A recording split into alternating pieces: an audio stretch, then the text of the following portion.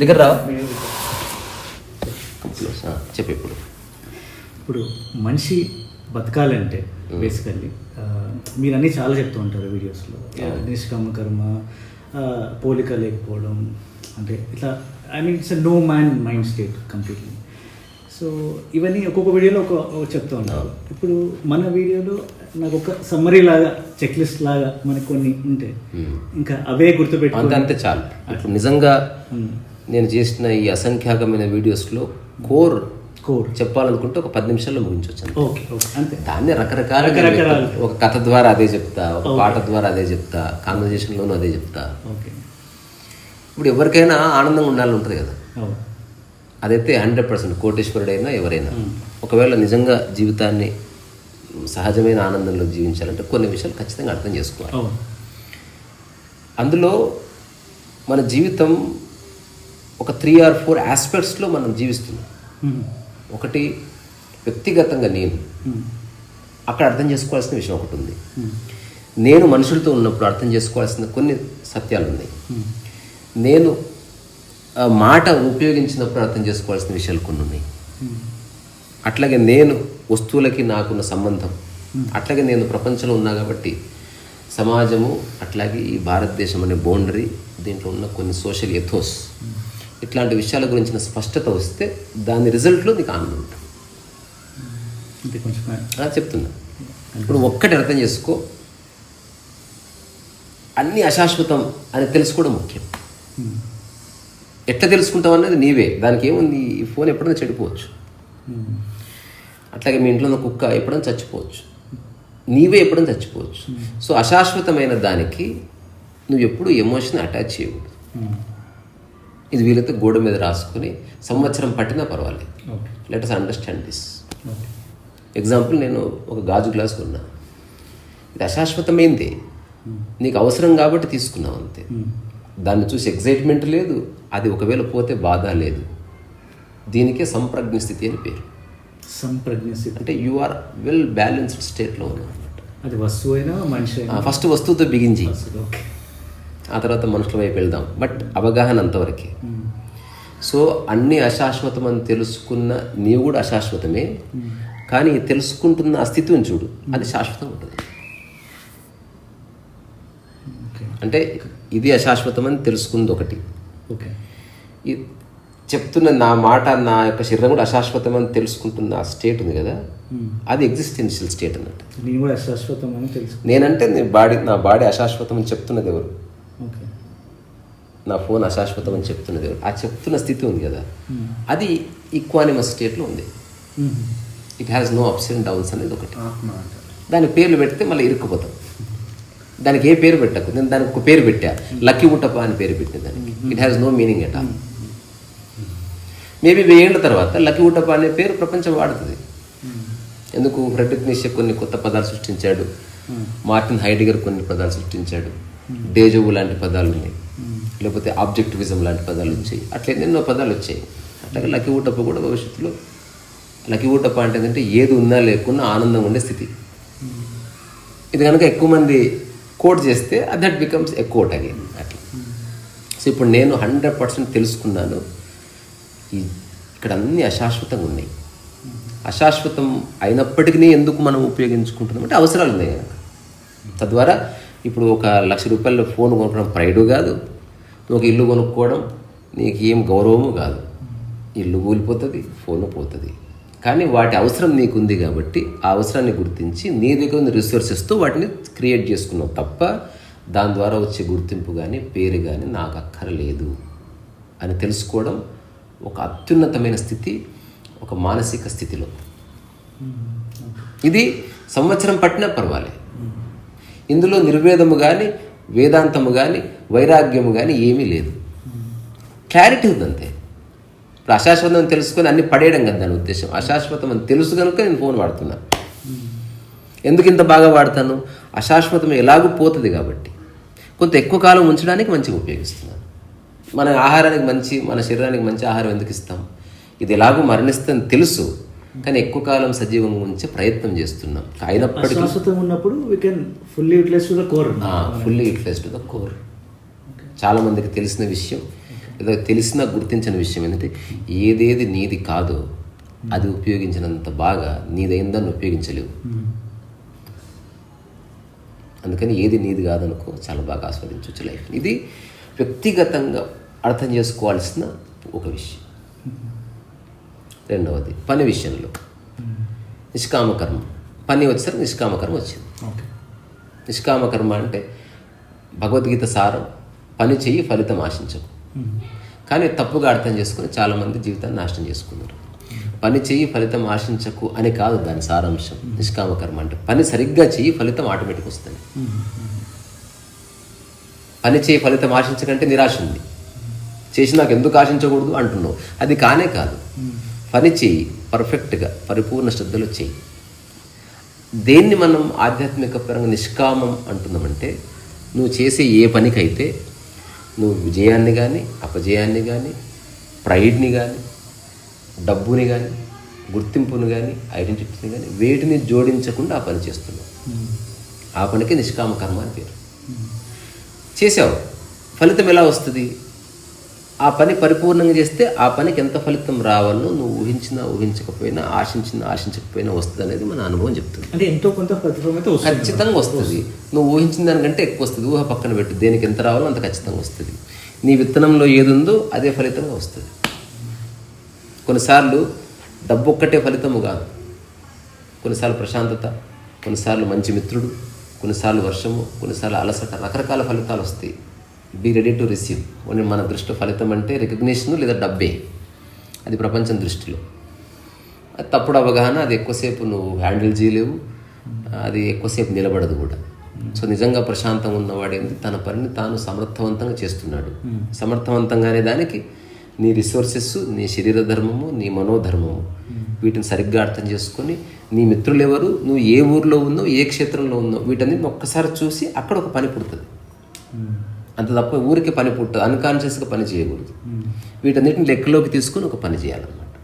Example, ఇలా పని చేస్తున్నావు, చిన్న ఒక 20 గజాల ప్లేస్లో మొక్కలు నాటుతున్నావు. అబ్బా, నీ శరీరము, నీ మనస్సు, నీ రిసోర్సెస్, నీ డబ్బులు అన్నీ చూసుకొని నీకు రియలైజేషన్ వచ్చింది. 20 గజాల ప్లేస్లో నేను నాటితే ఇది నా పని, ఇది ఏం ఆశించకుండా చేస్తున్నాను. అలా నాటుతుండగా ఇప్పుడు ఒక మిత్రుడు పరిచయం అయ్యాడు. ఈ మిత్రుడికి 100 కోట్లు ఆస్తుంది. అతనిలో కూడా జీవితానికి సంబంధించిన ఒకానొక అవగాహన ఉందనుకో. అప్పుడు నీ యొక్క జీవితంలో అతన్ని కలిపేసుకున్నావు అనుకో. అప్పుడు పని మారదు, స్కేల్ మారుతుంది అంతే. 20 ఎకరాలు చేస్తావు. పని యొక్క కోర్ మారకూడదు. ఎప్పుడు నువ్వు 20 ఎకరాలు చేసినా, 200 ఎకరాలు చేసినా, 20 గజాలు చేసినా, your state of mind should be the same. ఇది ఒక్కటే కండిషన్. 20 ఎకరాలు చేయగానే గర్వం వచ్చింది అనుకో, మళ్ళీ పత్రం అయిపోతుంది. సో నిష్కామ కర్మకు సంబంధించిన వ్యాఖ్య ఇది. మూడవది సామరస్యం. నువ్వు ఏ పని చేయట్లేదు. నిష్కామ కర్మ పొద్దున చేసినావు, అయిపోయింది, ఇప్పుడు ఏం చేయట్లేదు. కానీ నీ చుట్టూ 2-3 మనుషులు ఉన్నారు, వస్తువులు ఉన్నాయి, అట్లాగే కుక్క కూడా ఉంది. నీ ప్రయత్నం అంతా ఏమై ఉండాలి? వీటి మధ్యన సామరస్యం చెడకుండా నీ ప్రవర్తన ఉండాలి. ఈగో ఉన్నవాడు ఖచ్చితంగా సామరస్యాన్ని చెడగొడతాడు. సామరస్యాన్ని చెడగొట్టకుండా ఉండాలంటే ఖచ్చితంగా నీకు ఈగో ఉండే, ఏమాత్రం రిలేషన్ మాత్రం ఉన్నా కూడా సామరస్యం కుదరదు, ఇంపాసిబుల్. ఎందుకు? నీ ఈగో అడ్డొస్తుంది. నేనెందుకు చేయాలి అనే మాట వస్తుంది. నాకేం అవసరం, నా తప్పుగానే కాదు, నేనెందుకు నోరు మూసుకుంటా? Because you have ego. అది సామరస్యం చెడిపోయినా పర్వాలేదు, నీ గుర్తింపే నీకు ముఖ్యమని చెప్తుంది అది. కానీ ఎవరైతే జ్ఞాని ఉన్నాడో, ఎవరైతే నిజమైన యోగి ఉన్నాడో, అతనికి అహంకారం ఉండదు. అందుకని అతను సామరస్యం మీదనే వర్క్ చేస్తాడు. ఒకవేళ ఎవరైనా ఒక వ్యక్తి తనను తిట్టినా కూడా పర్వాలేదులే, సరే, ఓవరాల్గా సామరస్యం చెడకుండా. ఎందుకంటే ఒక మనిషి తిట్టినా, ఒక మనిషి పొగిడినా, ఈ రెండూ తాను కాదని తెలుసుకున్న స్థితిలో అతను ఉన్నాడు. అది అలవాటు అయిపోతే అలవాటు అవ్వదు. ఇది మీరు సామరస్యంగా చేస్తున్నారు. ఒక ఈగో ఉన్న అబ్బాయి మీ టీంలో ఉన్నాడు, మీరు చాలా సామరస్యంగా మీ పని చేస్తూ ఉన్నారు. ఆ అబ్బాయి మిమ్మల్ని ఓకే ఇతను చేస్తున్నాడు కాబట్టి అలాగే చేయిస్తున్నారు. అది అర్థమైంది. నేను చిన్న కథ చెప్తాను. అర్థమైంది. అయ్యో, అట్లాంటి సందర్భాలు బోల్డ్ వస్తాయి కదా. ఒక చిన్న కథ చెప్తాను నీకు. ఒక వ్యక్తి ఒక కుక్కకి బిస్కెట్ వేస్తుంటాడు. ఆ కుక్క రాదు. చాలాసేపు ఇట్లా పట్టుకొని అక్కడ వేసి ఒక వ్యక్తి చూస్తుంటాడు, ఒక 5-6 మంది. ఆశ్చర్యపోతారు అసలు. అరే ఎంత ఓపిక్గా కుక్క రాకపోయినా బిస్కెట్ వేస్తున్నాడు. ఒక 1 మంత్ గడిచిన కుక్క మెల్లగా దగ్గరకు వచ్చింది. ఇంకొక 1 మంత్కి కుక్క వచ్చి అందుకుంటుంది. తను ఆల్మోస్ట్ కుక్క దగ్గర వంగి నమస్కరిస్తున్నట్టు పెట్టాడు అనమాట. మొహం చూస్తే పారిపోతుంది. 5 గంటలకు కుక్క దగ్గరకు వచ్చింది. మిగతా వాళ్ళంతా అడిగి అలసిపోయి ఇది నిజంగా డాగ్ లవర్ ఏమో అనుకున్నారు. ఇంకా దగ్గరకు వచ్చి సార్ వచ్చి వాడు రాగానే డొక్కలు కూర్చుంది ఇక్కడ. అంటే అలవాటు అయింది దానికి 6 monthsలో. సార్ బిస్కెట్ రాగానే పరిగెత్తుకొని వచ్చింది. అప్పుడు దాని సంకల్లో ఇరికించుకొని ఒక్క గుద్దాడంట.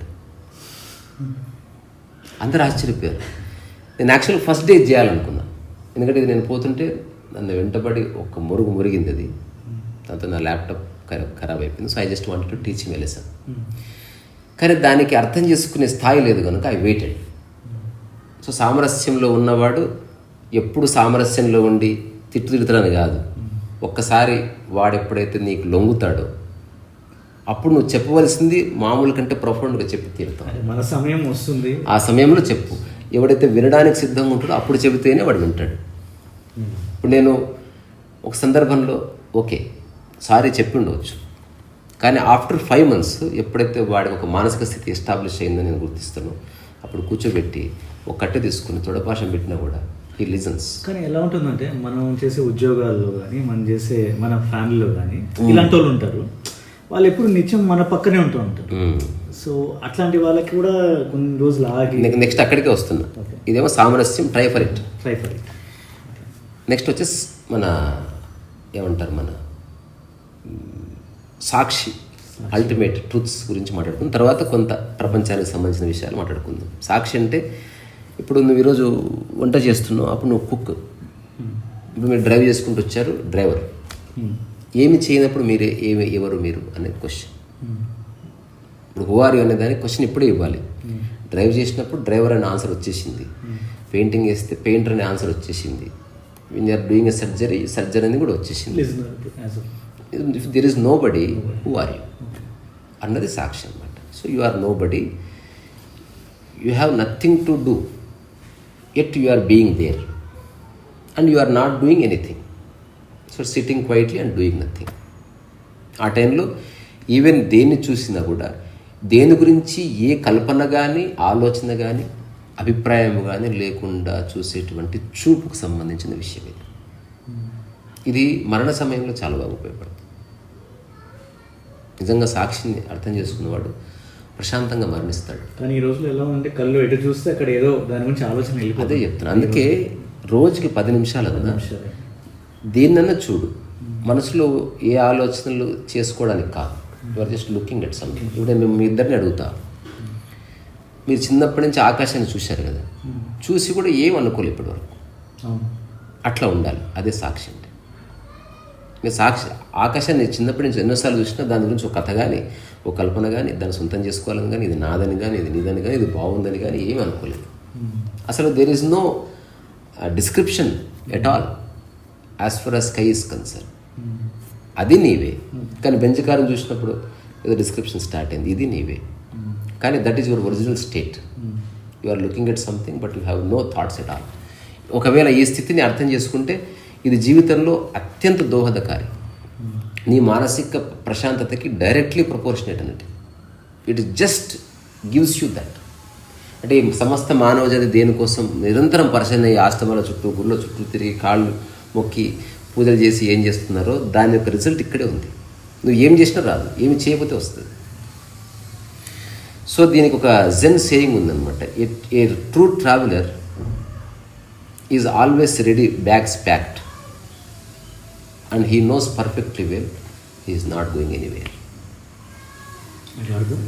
అంటే నిజమైన ప్రయాణికుడు నిరంతరం రెడీగా ఉంటాడు. తన బ్యాగ్స్ ప్యాక్ చేసుకుని వాటర్ బాటిల్ పెట్టుకొని పొద్దున్న లేచి పెట్టుకొని కూర్చున్నాడు.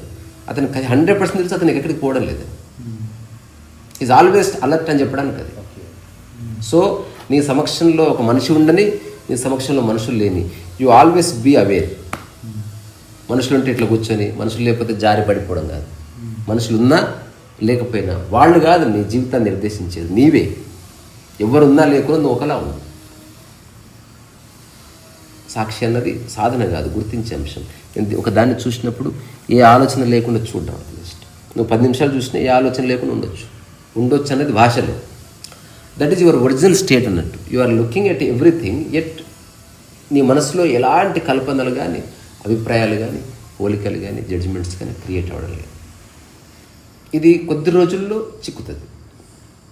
దీని తర్వాత ఇంకొన్ని చిన్న చిన్న అనుభవాలకు ద్వారం ఓపెన్ అవుతుంది. ఏమిటి, నువ్వు ఒక అమ్మాయిని చూసావు అనుకో, ఎగ్జాంపుల్కి చెప్తున్నా. ఆ అమ్మాయిని చూడగానే దాని కౌంటర్కి ఆలోచన వచ్చింది.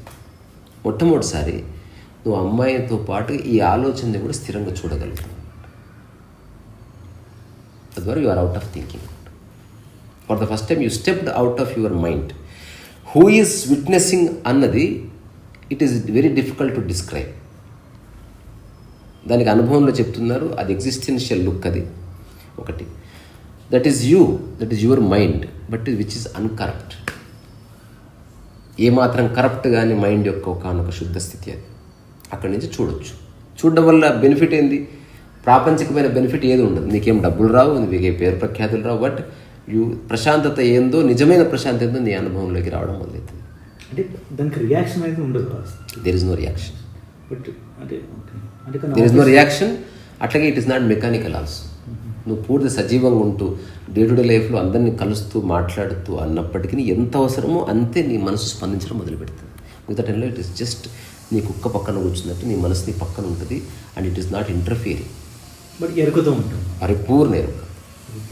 అప్పుడు నీకు మనుషులతో ఉన్నా, మనుషులతో లేకపోయినా, ఊర్లో ఉన్నా, అడవిలో ఉన్నా, నీ పరిపూర్ణ ఎరుక ఒక నిరంతర దీపంలాగా నిన్ను మేల్కొని ఉంచుతుంది అన్నట్టు. సజీవ చైతన్యం ఉంటుంది అట్లా.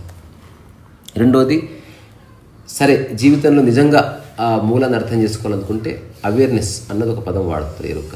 సో ప్రతి ఒక్కడికి అవేర్నెస్ ఉంటుంది. అవేర్నెస్ లేని మనిషి లేడు. ఎగ్జాంపుల్, మీరు కింద కార్ పార్క్ చేసి వచ్చారు. అన్ని కార్ల మీద ఎరుక ఉండదు, కానీ మీ కారు పట్ల మీకు ఉంటుంది. క్లియర్ కదా? సో ఇది పాక్షికమైన ఎరుక ప్రపంచంలో అందరికీ ఉంటుంది. ఆధ్యాత్మికపరమైన ఎరుక అంటే ఈ పాక్షికత లేకుండా సంపూర్ణంగా ఎరుక ఉండడం. దీన్ని నేనే రాసిన చిన్న కథ చెప్తే దాని సమగ్రతలు అర్థమైపోతుంది. ఒక మదరు, ఆమెకు ఒక సంతానం ఉంది, కొడుకున్నాడు, చిన్న బాబు. పక్కన ఇంకెవరో ఉండి, మాకు 4 పిల్లలు, మేము ఊరు వెళ్తున్నాం, కాస్త మా పిల్లలను చూసుకోండి అన్నప్పుడు పాక్షికమైన ఎరుక ఒకవేళ ఉంటే తనలో, సేమ్ ఎగ్జాంపుల్, ఫస్ట్ తన పిల్లగాడికి పెట్టి మిగతా వాళ్ళకి పెట్టింది సేమ్ భోజనం. నిజమైన ఎరుక అంటే ఏంది? అందరికి కలిపి భోజనం పెట్టింది. డిస్క్రిమినేషన్ పోయి నీ పడిపోయి చూసే చూపులో రియల్ అవేర్నెస్ ఉంది. నా కలిపి చూసావా పాక్షికమైన ఎరుక అందరికీ ఉంటుంది. సో ఇప్పుడు ఎవడు ఒక రామకృష్ణ పరమహంస, ఎవరు రమణ మహర్షి అంటే తనకు స్వాలేదు పరాలేదు. తన సమక్షంలో ఎవరుంటే వాళ్ళతో మాట్లాడతాడు అంతే. మా వాళ్ళు కాబట్టి ఒకలాగా, మీ వాళ్ళు కాబట్టి కాదు కాబట్టి మరొకలాగా ఏముండదు. ఇప్పుడు నేను ఎగ్జాంపుల్కి చెప్తున్నాను. నేను మా అమ్మతో ఎలా మాట్లాడుతున్నాను, మీతో అంతే గౌరవంగా మాట్లాడుతున్నాను. నా కాబట్టి స్పెషల్గా ప్రవర్తించేది లేదు, ఎవరో బయట నుంచి వచ్చారు కాబట్టి దూరం పెట్టేది లేదు. అందరితోనూ నాతో ఒకవేళ ఎవరన్నా మాట్లాడితే ఎలా మాట్లాడలేదు అనుకుంటాను, అంతే చొరవతో మాట్లాడతాను. అది ఫస్ట్ క్షణంలోనే ఒక గీత గీయబడుతుంది. ఆ గీత నేను రెస్పెక్ట్ ఇస్తాను, బికాజ్ దట్స్ ఎగ్జిస్టెన్షియల్ లైన్. అది ఆ పరి దాటిన తర్వాతనే సమస్యలు వస్తాయి, అతిగా మాట్లాడడం ఉంటుంది. అట్లాగే అవేర్నెస్ కోల్పోయే సంబంధాలు చెడిపోతాయి. ఈ ఎరుకలో అసలు మానవ సంబంధాలు చెడిపోవు, ఇంటాక్ట్ ఉంటాయి. ఇది చిన్న ప్రయోగం చేసి చూసుకోవాల్సిన విషయం. దాంతోపాటు ప్రపంచంలో ఉన్నందుకు మనకు 3 జాడ్యాలు పట్టుకున్నాయి. ఒకటి పోల్చుకోవడం, ఒకటి అభిప్రాయము, 3వది జడ్జిమెంటు. 3 ఒక్కటే, కానీ 3 ఒక చెట్టు ఉందనుకోండి, ఆ చెట్టు కాండం ఇట్లా ఉండి 3 కొమ్మలుగా వస్తుంది కదా. ఇది ఒకటే చెట్టు కాండం యొక్క 3 కొమ్మలు. చూడ్డానికి పోలిక అండ్ ఒపీనియన్ అండ్ జడ్జిమెంట్ సిమిలర్గా కనిపించిన దానిలోకి తొంగి చూస్తే చాలా తేడా ఉంది. అది మనం అర్థం చేసుకోవాల్సింది. ఏదైనా రెండింటిని మనం పక్క పక్కన పెట్టి ఏది బాగుంది అన్నప్పుడు, మనకి ఇంగ్లీష్లో డిస్క్రెషన్ అని ఒక పదం ఉంది, విచక్షణ అంటాం. అట్లాగే వివేకం అనే ఒక పదం ఉంది. జ్ఞానోదయానికంటే ముందు వివేకోదయం అవుతుందని చెప్తారు. అది నేను అవునని చెప్తున్నాను. వివేకం అంటే ఏదేని రెండింటిలో ఏది ఉన్నతమైనది అని ఎంచుకునేటువంటి ఒక ఆర్ట్. అది ఎక్కువ సమయం తీసుకోకుండా, అంటే ఎక్కువ మనస్సులో కన్ఫ్యూజన్ లేకుండా. ఇప్పుడు ఒక ఫోన్ ఉంది, ఇక పక్కన ఇంకో ఫోన్ ఉంది.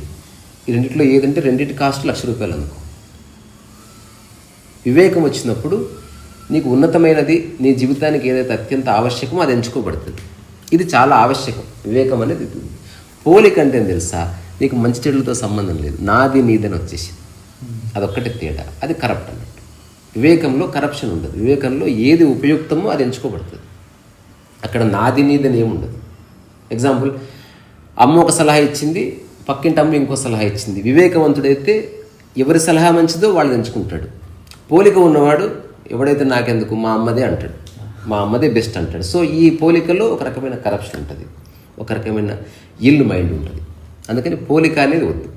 ఆ పోల్చుకోవడం ఎట్లా వచ్చింది, మనకు చిన్నప్పటి నుంచి మన పేరెంట్స్ అంటగట్టారు, మన విద్యా వ్యవస్థ, మన సినిమాలు అంతా కలిపి నిరంతరం పోలికల్లోనే మన కాన్వర్జేషన్ ఉంటుంది.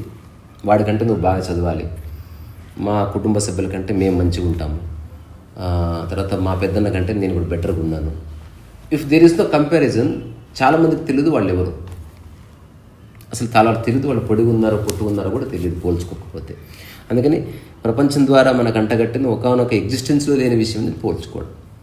సో ఒకవేళ ఆధ్యాత్మికతని మనం ఒక్క వర్డ్తో డిఫైన్ చేయాల్సి వస్తే, పోల్చుకున్నవా యు ఆర్ అన్స్పిరిచువల్, పోల్చుకోలేదా you are spiritual. It is nothing to do with your practice or sadhana or whatever. ఇది ఆధ్యాత్మిక పరంగా చేయకూడదు. ఎగ్జిస్టెన్స్లో లేనిది ఏ ప్రాణి మరొక ప్రాణితో పోల్చుకోదు. కోఎగ్జిస్ట్ అయి ఉంటాయి తప్ప దే డోంట్ కంపేర్. కంపేర్ చేయని క్షణంలో నీవు నీ శక్తిని, నీ యూనిక్నెస్ని తక్షణం పొందుతావు అనమాట. కంపేర్ చేయగానే నువ్వు ఎంత గొప్పవాడివైనా because of comparison you become weak. పోలిక అనేది విషపు చుక్క. రెండోది అభిప్రాయం. అభిప్రాయం అనేది మనకు చిన్నప్పటి నుంచి ఏర్పడ్డది. మా కుటుంబం గొప్పది, మా వంశం గొప్పదని హీరోలు చెప్తున్నారు. లేదా అబ్బాయి అంటే ఇలాగే ఉండాలి, అమ్మాయి అంటే ఇలాగే ఉండాలి, జాబు చేస్తేనే మంచివాడంట. ఇదన్నీ అభిప్రాయాలే. సరే, ఈ అభిప్రాయాలకు ఎట్లా వచ్చు? త్రూ కంపారిజన్ అయ్యొచ్చు, త్రూ జడ్జిమెంట్ అయ్యొచ్చు. బట్ ఏదైనా ఒక అభిప్రాయం ఏర్పడ్డది. మనకు అభిప్రాయాన్ని ఎలా ఉంచుకోవాలనే దానికి ఆధ్యాత్మిక పరంగా కొన్ని ఎగ్జాంపుల్స్ అందులో నేను సృష్టించుకునేవి కొన్ని ఉన్నాయి. అదేంది, నీ మనసు ఒక పలక అనుకుంటే. ఈరోజు మన మీటింగ్ జరిగింది, 2 మిత్రులు వచ్చారు, చాలా చక్కటి మీటింగ్ జరిగింది, తప్పేం లేదు. అభిప్రాయం ఖచ్చితంగా ఎస్టాబ్లిష్ అవుతుంది. కానీ మీరు మెట్లు దిగేలోపు ఈ చెడిపోయేసి ఫీల్ విత్ ప్రజెంట్ అగైన్. నిరంతరం వర్తమానాన్నే దీంట్లో రిఫ్లెక్ట్ అవ్వనివ్వాలి. ప్రస్తుతం వర్తమానంలో మీరిద్దరు ఉన్నారు కాబట్టి ప్రస్తుతం ఒక అభిప్రాయం ఫామ్ అవుతుంది. It's a very good conversation, చక్కగా విన్నారు, నేను చక్కగా మాట్లాడాను, ఒక కార్డియర్ తర్వాత ఎలాంటి డిస్టర్బెన్సెస్ లేవు, వెదర్ కూడా బాగుంది, ఎవ్రీథింగ్ లీడ్స్ టు ఒక వన్ ఒపీనియన్. ఎవడు స్టూపిడెస్ట్ పర్సన్ సంవత్సరమైనా దీన్నే తలుచుకుండడం, అది ప్రాబ్లం అనమాట. సో ఇది ఎలాంటిది, ఈ ఫోను ఎందుకు మనం ఉపయోగిస్తున్నామంటే ఈ ఫోన్కి నేలకు మధ్యన అతికిలే మనం, ఫంక్షనల్ ఉంది. So either you should have a functional opinion. అట్లా కాకుండా నేను ఫోన్ ఏం చేశాను మంచిగా ఉందని చెప్పి నేను అతికిచ్చాను అనుకో, ఇప్పుడు ఈ ఫోన్ చుట్టూ నా జీవితం ఎస్టాబ్లిష్ అవ్వడం మొదలవుతుంది. So it becomes an obstacle to my life. ఇప్పుడు నేను ఫోన్ రావాలంటే ఇది పీకడానికి రాదు కాబట్టి నేను ఎక్కడే ఉండాలి, దీని చుట్టూ బెడ్ వేసుకోవాలి, దీని పక్కన కుండ పెట్టుకోవాలి, దీని దగ్గరే మాట్లాడుకోవాలి. సో ఎప్పుడైతే ఒక అభిప్రాయాన్ని మనం స్థిరపరుస్తామో అది మైండ్ని బ్లాక్ చేస్తుంది. Any opinion makes mind stagnant. మెల్లగా ఒక రోగగ్రస్తంగా, ఒక శుద్రంగా, లేకపోతే ఒక జ్వరగ్రస్తంగా మార్చేస్తుంది. ఇప్పుడు నెక్స్ట్ నీవు ప్రతిదాన్ని నీ అభిప్రాయాన్ని బేస్ చేసుకుని చూస్తావు తప్ప నువ్వు ఓపెన్ మైండ్తో చూసే అవకాశం లేదు. ఇప్పుడు ఎవరైతే ఓపెన్ మైండ్తో డిస్కస్ చేసుకుందాం అనే వాళ్ళంతా పిచ్చి మాటలు మాట్లాడుతున్నారు. ఓపెన్ మైండ్ అనేది ఉండాలంటే అసలు నీకు ఏ అభిప్రాయం లేని మైండ్తో మాట్లాడాలి. అట్లాంటి వాళ్ళు భూమి మీద చాలా అరుదు. కానీ అనుకుంటే ఇప్పుడే మనం ఎస్టాబ్లిష్ చేసుకోవచ్చు. చిన్న ఎగ్జాంపుల్ గుర్తుపెట్టుకోండి, ఏది పర్మనెంట్గా ఉండకూడదు అభిప్రాయం అనేది. ప్రధానమంత్రి మోదీ మంచివాడు డిస్కషన్లో వచ్చింది. ఇంకొక అంశంలో వేరే పాయింట్ ఆఫ్ వ్యూలో ఎవరో చెప్తున్నారో అతను మంచోడు కాదని, ఇప్పుడు ఈ అభిప్రాయం నువ్వు స్థిరపరచుకుంటూ గొడవది. Otherwise you listen to the conversation. అప్పుడు నువ్వు మళ్ళీ ఒక అభిప్రాయానికి రా, అభిప్రాయానికి వచ్చి అర్థం చేసుకుని చెడిపోయాను. కానీ వ్యక్తికి ఏదో ఒక అభిప్రాయం అనేది ఉంటుంది కదా, వర్తమానమే ఉంటుంది. ఎగ్జాంపుల్, మీరు వెళ్ళిపోయిన తర్వాత ఖాళీ గది బాగుందన్న అభిప్రాయానికి రా, ఈ ఖాళీ గది బాగుంది అన్న అభిప్రాయానికి రా. అదే ఎందుకు క్యారీ చేస్తున్నాం? Because you stuck in the moment. ఏ క్షణానికి ఆ క్షణం ఉన్నప్పుడు ఏ క్షణానికి సంబంధించిన అభిప్రాయం ఆ క్షణానికి అవ్వాలి. అంటే ఇప్పుడు ఏదైనా దేనికైనా వెళ్తాం, ఆ అభిప్రాయం మంచి జరిగితే మంచి అభిప్రాయం, చెడు జరిగితే చెడు అభిప్రాయం ఫామ్ అవుతుంది. ఏది క్యారీ చేయదు. తర్వాత ఇప్పుడు ఇంకొకటి చెప్తే నేను చెప్తా ఒక మాట. ఇప్పుడు మూమెంట్ అంటాం కదా, లివింగ్ ఇన్ ద మూమెంట్ అంటారు కదా. ఈ మూమెంట్ అనే పదాన్ని అర్థం చేసుకోవడం కూడా చాలా ఇంపార్టెంట్. అదర్వైజ్ మూమెంట్ అంటే సెకండ్ అనుకుంటున్నారు. మీరు చెప్పగలరా అసలు మూమెంట్ అని దేన్ని అనొచ్చు? ఇప్పుడు ఈశ్వర్ ప్రజెంట్ దేన్ని అనొచ్చు? ప్రజెంట్ కరెక్టే. మూమెంట్ అనే పదానికి ఎట్లా నిర్వచిస్తాం? ఈ స్థితి ఇప్పుడు ఓకే, అది మనం ఆల్రెడీ అక్కడి నుంచే మాట్లాడుతున్నాం. ఏమీ లేదు, ఏ క్షణమైతే టైం ఎండ్ అయ్యి మళ్ళీ టైం గుర్తొచ్చే వరకు ఒక మూమెంట్ అవుతుంది అన్నట్టు. ఎగ్జాంపుల్ పడుకున్నా, గడిచిన సెకండ్ మనకి ఇప్పుడు మూమెంట్ అట్లా అది కాదనే చెప్తున్నాను నేను. ఇప్పుడు నేను అయిపోయింది, మనం మర్చిపోయిన టైము గుర్తొచ్చిన టైం మధ్యలో 20 ఏళ్ళు అయినా అంత ఒక మూమెంటే. నేను రాత్రి 10:30కు నేను డీప్ స్లీప్లోకి వెళ్ళిపోయినా, పొద్దున 6:30కి నాకు మెలకు వచ్చింది. ఈ 10:30 నుంచి 6:30 మధ్యన ఒక మూమెంట్ అన్నట్టు. అన్డివైడెడ్ ఉన్నావు నువ్వు, that's called moment. Your mind is undivided. అంతే, ఆ వన్ టాస్క్. ఇప్పుడు మనం ముగ్గురం మాట్లాడుతున్నాం, మనం కాన్వర్సేషన్ మొదలుపెట్టిన దగ్గర నుంచి 3 hours అయినా సరే ఇదంతా కలిపి ఒక మూమెంటే. ఈ మూమెంట్ మొత్తానికి అభిప్రాయం ఉంటుంది, క్షణక్షణం అభిప్రాయాలు ఉండవు. అదే నేను చెప్పాలనుకుంటున్నా. మొత్తం పెళ్ళి 7 days జరిగింది, 7 days కలిపి ఒక అభిప్రాయం ఉంటుంది. అంటే మూమెంట్కు అంటే అభిప్రాయం మూమెంట్కి ఉండాలి కానీ వ్యక్తికి ఉండకూడదు. విషయానికి ఉండాలి తప్ప ఆ విషయాన్ని కూడా వెంటనే మర్చిపోవాలి. పెళ్లి బాగా జరిగిందంటే జరిగింది, అయిపోయింది అని నాకు అప్పుడు అట్లా అనిపించింది అని చెప్పాలి. అడగడు. ఇప్పుడు అభిప్రాయాన్ని స్థిరపరచుకోకూడదు అని చెప్పారు. అవును, ఎట్టి పరిస్థితుల్లో no matter what. For example మీరు చెప్పిన ఎగ్జాంపులే మోడీ గారి గురించి తీసుకున్నాం. ఒక కాన్వర్సేషన్లో ఆయన మంచివారు, ఒక కాన్వర్సేషన్లో వేరే విధంగా. ఇప్పుడు ఎలక్షన్స్ వచ్చాయి, మనం దేనికి వెళ్తాం? అదే చెప్తుంది, ప్రాపంచిక విషయం కాబట్టి విచక్షణ, డిస్క్రిప్షన్ అందరు దాన్ని. ఆ సందర్భాన్ని నీకు తోచింది చేయి, but don't take very seriously, అంతే. ఇప్పుడు నేను ఇడ్లీ తినాలా లేకపోతే వడ తినాలా అన్న దానికి ఎక్కువ ఆలోచించక్కర్లేదు. Go with something. రెండు ఏదైనా పర్వాలేదని తెలుసుకొని ముందుకు వెళ్ళిపోవడమే. మనం డిస్కస్ చేస్తుంది కోర్ లైఫ్ గురించి. అవి వెరీ సూపర్ఫిషియల్. అసలు ఓటు ఎగిపోయినవి కాదు, ఆ మాటకు వస్తాయి. నీ ఓటు ఎవరో వేసేస్తారు. తర్వాత అత్యంత ముఖ్యమైనది, ఇవన్నీ రకరకాల అంశాలు, ఇవన్నిటిని లెక్కలోకి తీసుకోండి. వీలైతే ఒక 20 సార్లైనా వినండి. ప్రతి దాంట్లో ఒక సారాంశాన్ని పేపర్ మీద రాసుకుని గోడకు రాసుకుని సంవత్సరం పట్టినా పర్వాలేదు. Don't force the mind. Spiritual అంటే the person who simply says నాకు అర్థం అవ్వలేదు అని, అది స్పిరిచువల్. నేను ఏదేమైనా అర్థం చేసుకొని తీరుతాను, ఇది అన్స్పిరిచువల్ అండ్ ఈగోయిస్టిక్. ఈ మిస్టేక్ ఎప్పుడు చేయదు. అర్థం కాలేదంటే సింపుల్గా అర్థం కాలేదని ఒప్పుకోవడం వెరీ హంబుల్. నేను ఏదేమైనా అర్థం చేసుకొని తీరుతా, now you are becoming egoistic. Egoistic person ఎప్పుడు విషయాన్ని సరిగ్గా అర్థం చేసుకోలేడు. వాడు తనకు నచ్చినట్టు మలుచుకుంటాడు దాన్ని తప్ప వాడు సత్యంతో పని లేదు. వాడితో మనం టైం చేయాల్సి వస్తే ఇట్స్ ప్లే అనుకుని వెళ్ళిపోవాలంతే. Don't take seriously. మన సమయం కోసం నేను చాలా మందితో ఉంటా అన్నిసార్లు, కొన్నిసార్లు నాకు చూడగానే తెలిసిపోతుంది. బట్ ఆ 3 hours నా లైఫ్లో అతనితో ఉండడం ఇంపార్టెంట్. బికాస్ నాకేదో పని ఉంది, అలాగని అతను నేను ఎక్స్ప్లైట్ చేస్తలేదు, అతను నన్ను ఎక్స్ప్లైట్ చేస్తలేడు. అతని మానసిక స్థితితో నాకు సంబంధం లేదు. ఏ వ్యక్తి పరిపూర్ణంగా మంచివాడు ఉండడు, లేదా నువ్వు అనుకున్నట్టు అసలే ఉండడు. అందుకని మనం అంశాల వారీగానే వ్యక్తులతో ఉండాలి, మిగతా విషయాలతో సంబంధం లేదు. ఇప్పుడు నాకు కొందరు ఫ్రెండ్స్ ఉన్నారు, నాకు ఓవరాల్గా తెలిసింది, మాట్లాడుకుంటే ఇష్యూ వస్తుంది, మాటలు తీసేస్తే గుడ్ పర్సన్. అందుకని నేను అంశాల వారి ఒప్పందాలు చేసుకున్నా కొందరితో. అరే నీతో ఉంటే బాగుంది, కానీ ఒకటే కండిషన్, నేను నీతో మాట్లాడను, నువ్వు నాతో మాట్లాడద్దు. అట్లా కుదురుతుంది మామ అంటే మెసేజ్ చేసుకుందాం. మనకు కలిసి ఉన్నప్పుడు బాగుంది కదా, మన main focus should be that. లేదు ఆ బంధాన్ని వదిలేస్తే మన బంధం దానికి అసలు నాకు ఏ బంధము లేనే లేదు. అంటే వ్యక్తిగతంగా నాకు బంధము లేదు, కానీ ఐ ఎంజాయ్ ద కంపెనీ. ఇప్పుడు నేను ప్రయాణం చేస్తుంటే ఒక చెట్టు నీడని ఎట్లా ఆస్వాదిస్తానో, ఒక మనిషి యొక్క ప్రజెన్స్ని నేను ఆస్వాదిస్తాను. అట్లాగే సాయంత్రం పూట కొంచెం వేడి గ్రీన్ టీని ఆస్వాదిస్తాను. నేను సన్యాసిని కాదు, అన్నిటిని అబాండన్ చేసి నేను దూరం పారిపోవట్లేదు, కానీ అన్నిటి మధ్యనే సామరస్యం కోసం చూస్తున్నా. సామరస్యం ఎట్లా దొరుకుతుందో తెలిస్తే అది ఎక్స్ప్రెస్ చేస్తున్నా. ఒకవేళ దొరకదని తెలిస్తే అప్పుడు టాటా బాయ్ బాయ్ చెప్తున్నా. ఏ మొహమాట లేదు, ఎవరితో ఏ బంధం లేదు. రీసెంట్గా ఎవడో నేను ఇంకా ఉండను, నేను వెళ్ళిపోతున్నా మీ నుంచి అని, నేను ఓకే అని పెట్టేసుకున్నాను. అవతల వాళ్ళు ఆశ్చర్యపోయారు. తర్వాత నాకు ఫోన్ చేసి ఓకే అంటే అవును ఓకేనే, నేను ఎవరితో బాండ్ రాసుకుని పుట్టలేదు. ఇక్కడ వీఆర్ కో ఎగ్జిస్టింగ్, అంతేగాని ఇక్కడ ఎవడికి ప్రామిస్ చేయడు. నీ జీవితాన్ని నువ్వు అర్థం చేసుకుని నువ్వు జీవించు, నా జీవితాన్ని నేను అర్థం చేసుకుని నేను జీవిస్తే మధ్య మధ్యన మనకు కొన్ని విషయాల్లో అంశాల వారీగా సయోధ్య కుదురుతుంది. ఆ అంశాల వారీగానే మాట్లాడుతున్నాం. జీవితమే అశాశ్వతమైనప్పుడు మన బోడి ఫ్రెండ్షిప్ ఎంత? గుర్తుపెట్టుకో, మూర్ఖత్వాలతో లేదా స్టూపిడెస్ట్ ఐడియాస్తో వదిలిపోవడం కరెక్ట్ కాదని మాత్రమే నీకు చెప్పాలనుకుంటున్నాను. ఇంతకంటే ఎక్కువ చెప్పాను.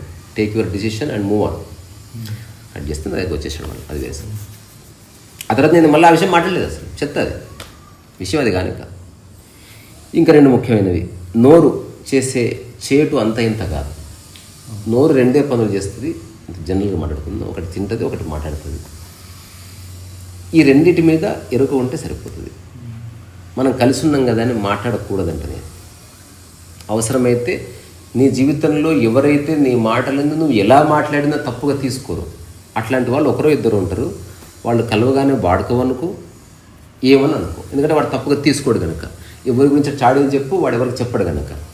అట్లాంటి ఒక్క విండోని పెట్టుకొని మిగతా అందరితో, అందులో బంధువులు, శ్రేయోభిలాషులు, స్నేహితులు, కొలీగ్స్ ఆర్ వాట్ నాట్, అందరితో డిప్లొమాటిక్గానే వ్యవహరిస్తే ఏ సమస్యలు రావు. ఆటో డ్రైవర్ని సారను, అట్లాగే మన బంధువు వస్తే గురువు గారు సారని పిలువు.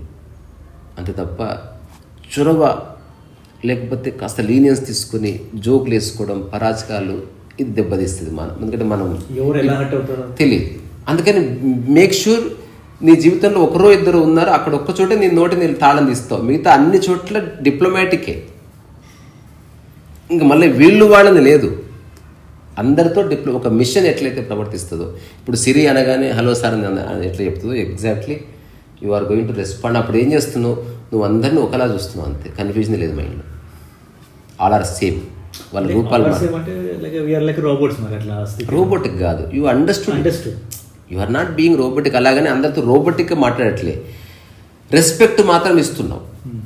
అంటే నోరు జారట్లేదు, జోక్స్ చేయట్లేదు, పర్సనల్ కామెంట్స్ చేయట్లేదు, లేకపోతే బాడీ షేమింగ్ చేయట్లే.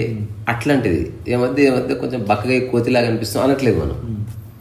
కానీ ఏమన్నా ఒక సమాజంలో ఉన్నాము, ముగ్గురు ఫ్రెండ్స్ కలిసి సరదాగా జోక్ లేదు. అందుకే ఫిగర్ ఇట్ అవుట్.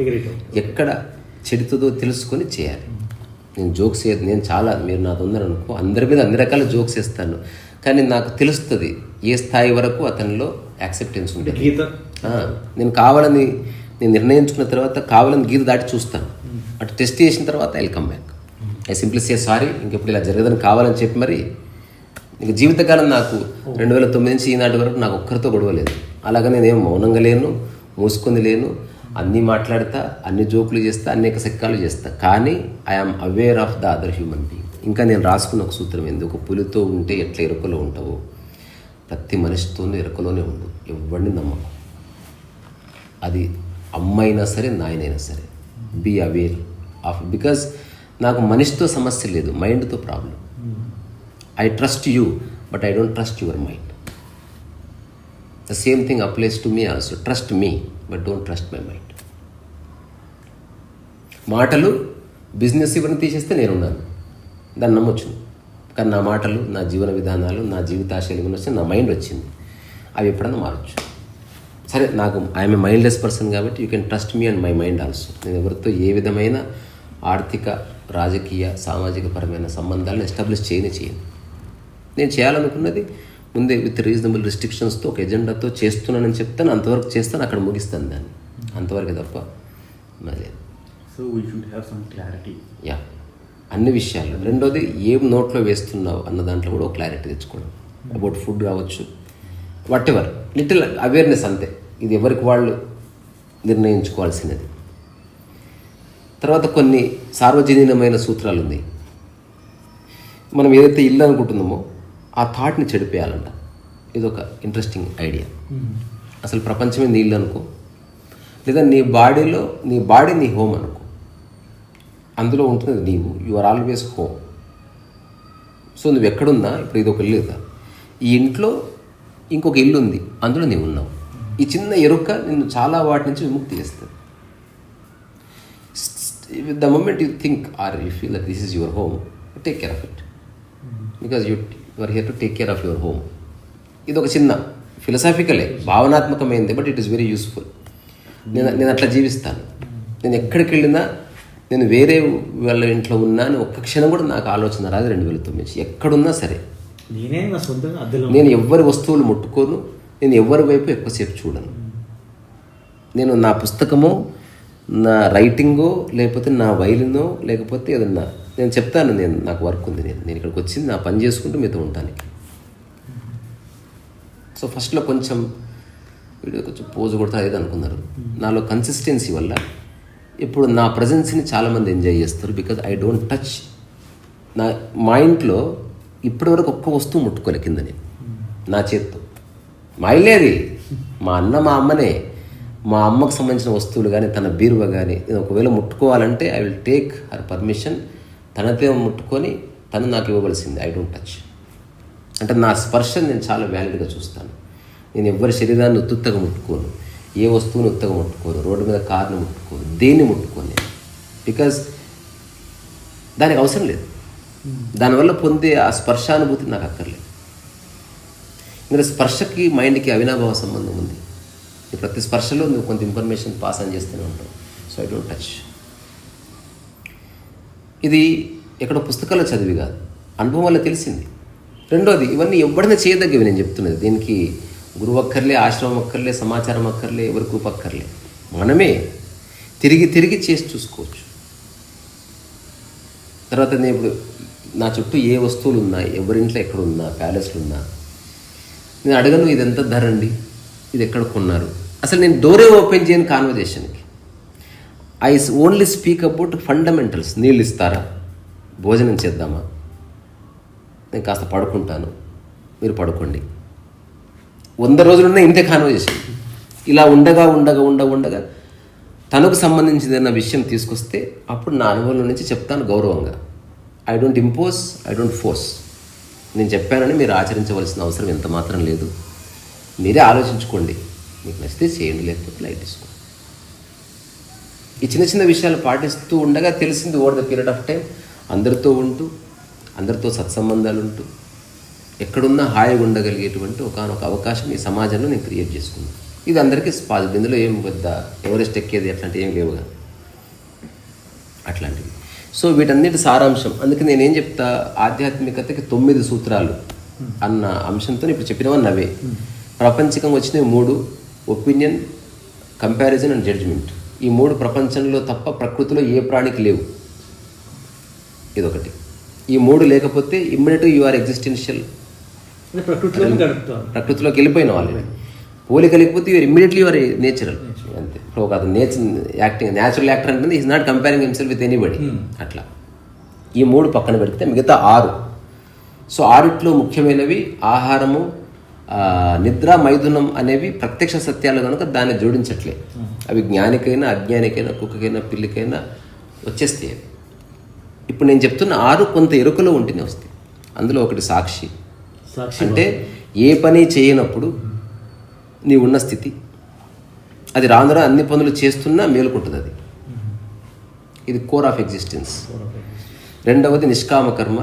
ఏదన్నా పని చేస్తున్నప్పుడు ఫిజికల్గా అట్లీస్ట్ 90 పనుల్లో 100 పనుల్లో నువ్వు చేసేది ఉద్యోగం, 10 పనులు అందుకు, మరి 100 పనులు ఎవరు చేయడు. ఉద్యోగం నిష్కామ కర్మ చేయకు, కామకర్మని చేయ. డబ్బుల కోసం చేస్తున్నావు, అక్కడ నిష్కామ కర్మ ఎట్లా చేస్తావు? అందుకని అట్లీస్ట్ ఒక 1 అవర్ నిష్కామ కర్మ చేయడానికి ప్రిపేర్ అయిపో. అంటు కడుగుతావా, అమ్మకు కాళ్ళు నొక్కుతావా, లేకపోతే ఎవరిని భోజనం తింటుంటే నీళ్ళు తెచ్చి పెడతావా. Don't expect even thank you. నీ మైండ్ నా స్థితిలో ఉంచి పనిచేయి. తద్వారా you are going very close to your enlightenment.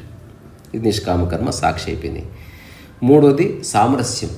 మనుషులతో ఉన్నప్పుడు, వస్తువులతో ఉన్నప్పుడు హార్మోని చెడకుండా చూడడం అనేది ఒక ప్రయోగంగా చేయాలి. ఇది ఎవ్వరికి చెప్పకుండా చేస్తే నువ్వు ఎంత అవేర్నెస్లో ఉంటావో నీకు తెలుస్తుంది. సామరస్యంలో అంతర్గతంగా అవేర్నెస్ ఉంది. ఇది నిజంగా ఎస్టాబ్లిష్ అయిందనుకో, నువ్వు ప్రపంచంలో ఎటుపోయినా ఆ సందర్భానికి తగ్గట్టు ఇమ్మీడియట్గా you bring harmony.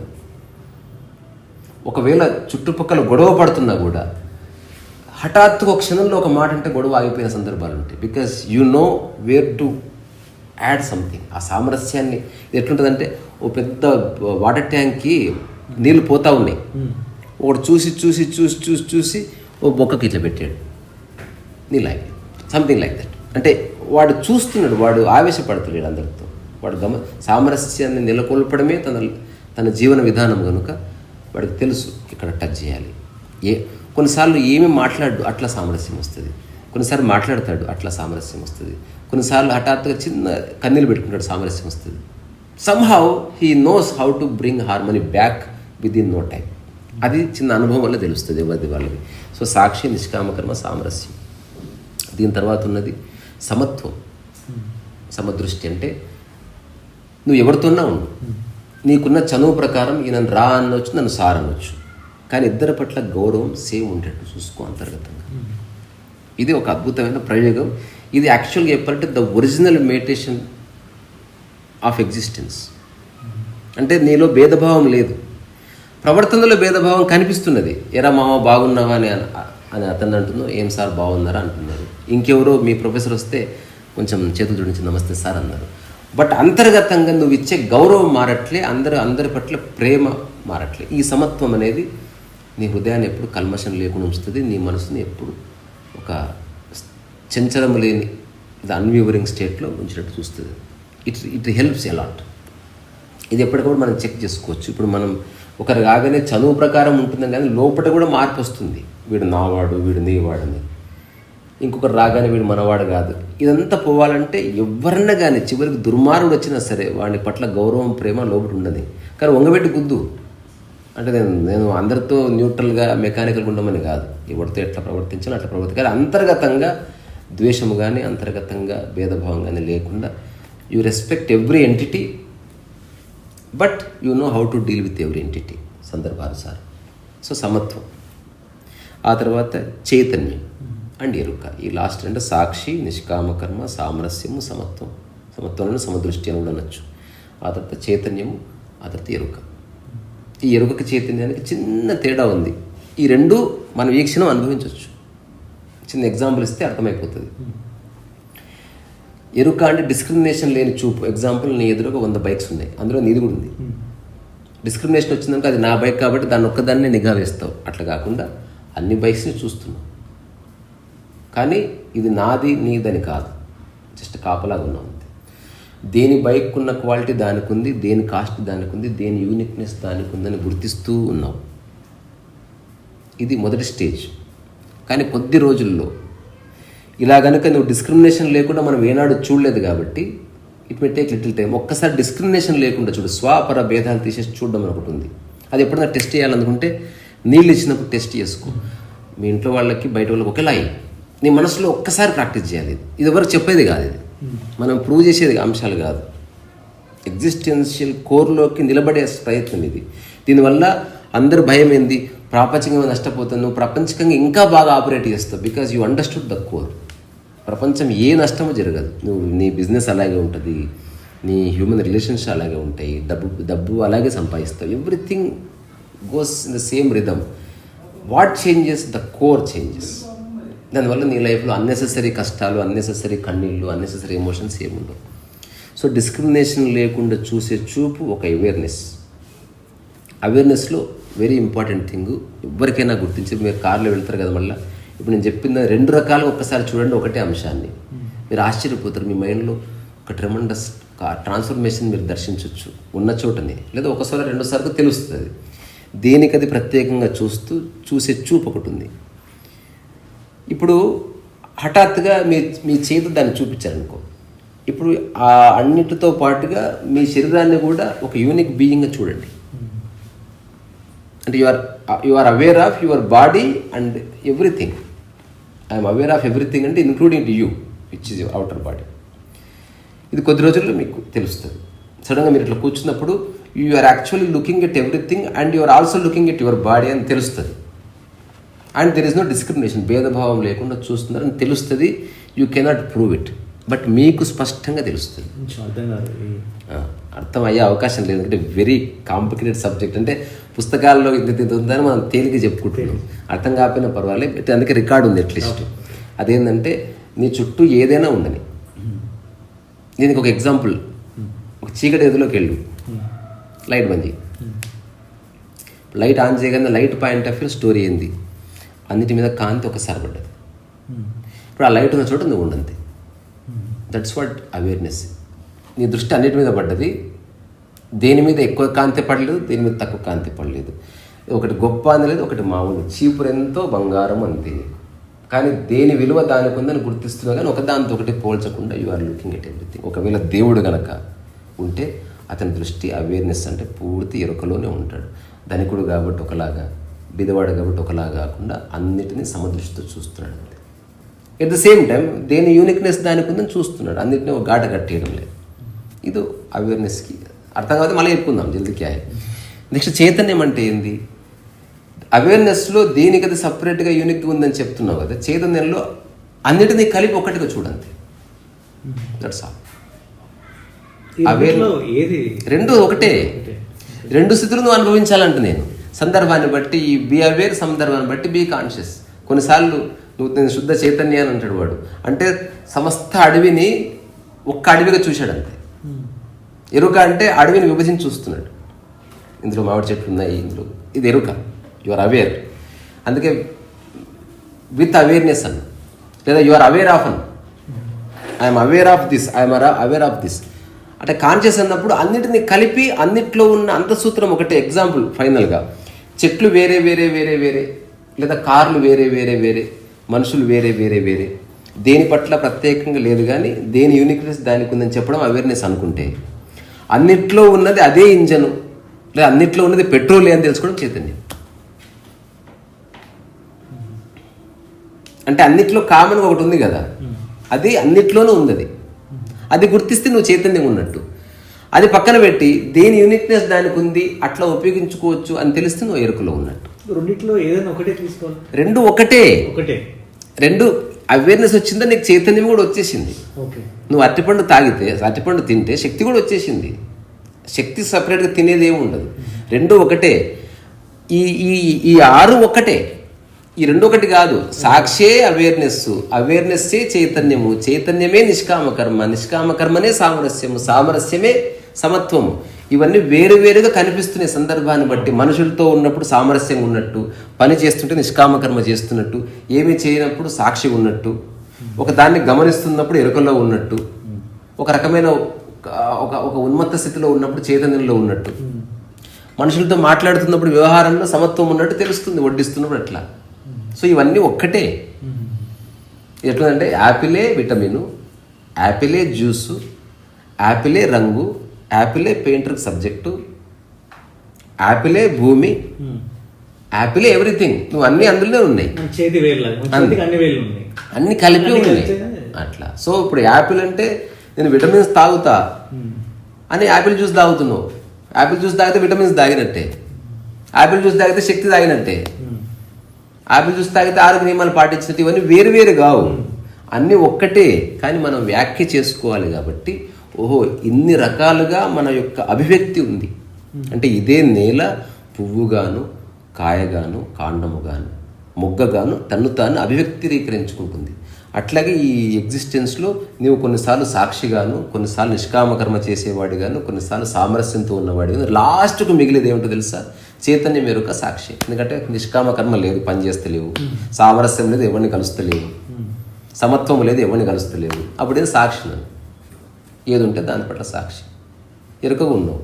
You are aware of your body. చైతన్యం ఉంది, అందులో ఉన్నది నేనే, నేనే అందులో ఉన్నా, ఇదే. ఎవరెక్కడికి పోతలేదో తెలుసుకున్నావు. తద్వారా నీ యొక్క చివరి క్షణము you are absolutely at peace, because that is piece.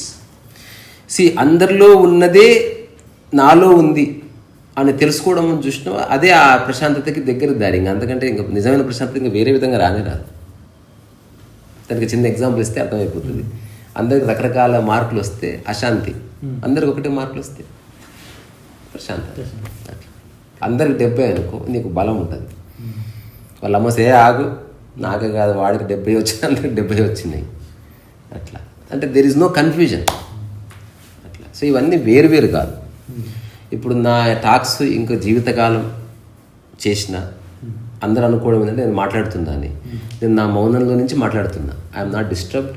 నేను మౌనం ఎందుకు అంటున్నా? నాలో ఎక్స్పెక్టేషన్ లేదు, నేను డిస్టర్బ్ అవ్వను, నేను ఎవరి నుంచి ఏమి కోరను, నాకు ఏది అనుభవం అది చెప్తున్నాను, నా పని నేను చేసుకుంటున్నాను, నేను ఎవరి మీద ఆధారపడను. తద్వారా అంతర్గతంగా నేను చాలా మౌనంగా ఉన్నాను. మీతో మాట్లాడుతున్నా నా యొక్క ప్రశాంతత చెక్కు చెదరడం కానీ, నా ఎనర్జీ డిస్టర్బెన్స్లోకి ఎంటర్ అవ్వడం కానీ, అబ్బా నా సమయం వృధా అయింది అనుకోవడం కానీ ఇంత కూడా ఉండదు. Because everything is part of me. మీరెవరో కాదు, ప్రస్తుతం మీరు నాలో భాగం, అట్లాగే నేను మీలో భాగం అంతే. మనం అంతా ఒక విషయాన్ని అర్థం చేసుకునే ప్రయత్నం చేస్తున్నాం. ఇక్కడ ఎవరు ఎక్కువ కాదు, తక్కువ కాదు. అట్లా తెలిసినవాడు తెలియనివాడు చెప్తున్నాడు. తెలియనివాడు వింటున్నాడు అంటే వాడు తెలుసుకునే శక్తి ఆల్రెడీ ఉంది. తెలుసుకోవాల్సింది తెలుసుకోబడే ఉంది. అదర్వైజ్ నువ్వు తెలుసుకోలేవు. నువ్వు ఒక కోతికి వైలిన్ నేర్పించలేవు. అట్లనే ఒక మనిషి కోతిలాగా జంపు చేయలేడు. Practice makes man perfect. ఏదైనా సాధించగలం సంకల్పం చేస్తే అంటారు కదా. ఈ సోకాళ్ళు మనుషుల్ని అడగమనండి, ఒక ఉడతలాగా చెట్టెక్కి దుంకమని సంకల్పం చేయమను. ఏది నీలో ఆల్రెడీ ఇన్బిల్ట్ అయ్యి లేదో నువ్వు ఎన్ని సంకల్పాలు చేసినా అవ్వదు. అది ఆల్రెడీ ఇన్బిల్ట్ అయి ఉంది, దానికి సంకల్పం ఎందుకు? సో ఇప్పుడు మనం చెప్పిన ఇవన్నీ ఆల్రెడీ ఉన్నవే, కానీ మన సమాజం వల్ల కరప్ట్ అయినాయి, మనుషుల వల్ల కరప్ట్ అయినాయి, మన పుస్తకాల వల్ల కరప్ట్ అయినాయి, మన చరిత్రకారుల వల్ల కరప్ట్ అయినాయి, అవగాహన లేని మనుషులతో మనం ఎక్కువ కాలం బతకడంతో కరప్ట్ అయినాయి. ఎవ్వడికి ఏమీ తెలియదు, ఏమో చెప్పారు. అంటే మూలాలు దెబ్బతిన్నాయి చెప్పాలి ఘోరంగా. ఎందుకంటే డ్రైవింగ్ రానివాడు డ్రైవింగ్ స్కూల్ పెట్టేట్టుంది మన విద్యా విధానం అంతా. ఇప్పుడు ఏమాత్రం తెలియని వాళ్ళు శృంగారం చేసి పిల్లల్ని కానీ వాళ్ళని ఉద్ధరిస్తారయా? అసలు ఏమీ తెలియదు వీళ్ళకి పిల్లలే తెలియదు. వీళ్ళు ఎప్పుడు సరిగ్గా బతకలే, వీళ్ళు సరిగ్గా జీవించరు, వీళ్ళు చదవరు, వీళ్ళకి ఏ అవగాహన లేదు. బట్ చిన్నపిల్లలు కదా, సైజులో డిమినిష్గా ఉంటారు, అందుకని గుద్దుతారు, భయపెడతారనమాట. అక్కడ నీ ఈగో బయటకు వస్తుంది. ఎప్పుడైతే పిల్లలు ఒక్కొక్క ఫీట్ పెరుగుతారో వీళ్ళు మెల్లగా సైడ్ అయిపోతారు. ఎప్పుడైతే పిల్లలు ఈక్వలెంట్ అయ్యారు కదా, ఇక నీతో మాట్లాడడం అవసరం లేదు నాకు, ఎందుకంటే వాడు పై వలగొడతారు. ఇప్పుడు తిరిగి నీ పప్పులు ఉడకవు.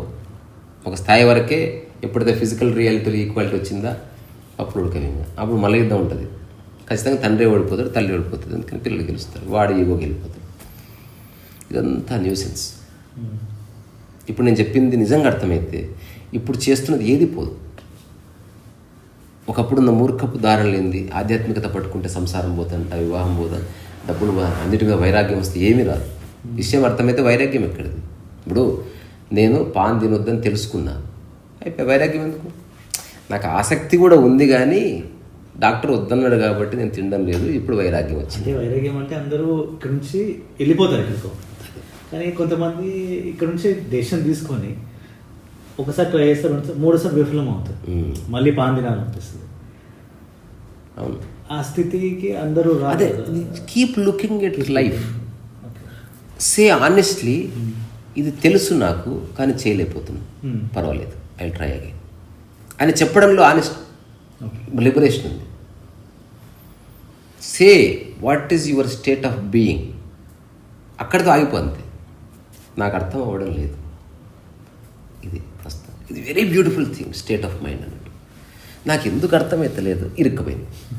నేను ఏదైనా అర్థం చేసుకొని తిడతా, ఈగో వచ్చేసింది. అంటే మళ్ళీ ప్రయత్నిస్తా, నీకంటే ముందే అర్థం చేసుకుంటా, పూలికి వచ్చేసింది. మళ్ళీ ప్రయత్నిస్తా. మన కర్మింతే అర్థం చేసుకోలేదు, అవి నిరాశ వచ్చేసింది. ఇవన్నీ కాదు, నాకెందుకు ఈ క్షణం అర్థం కాలేదు. ఇది స్పిరిచువల్ ఎన్లైటన్మెంట్కి పక్కనే ఉన్నాడు వాడు.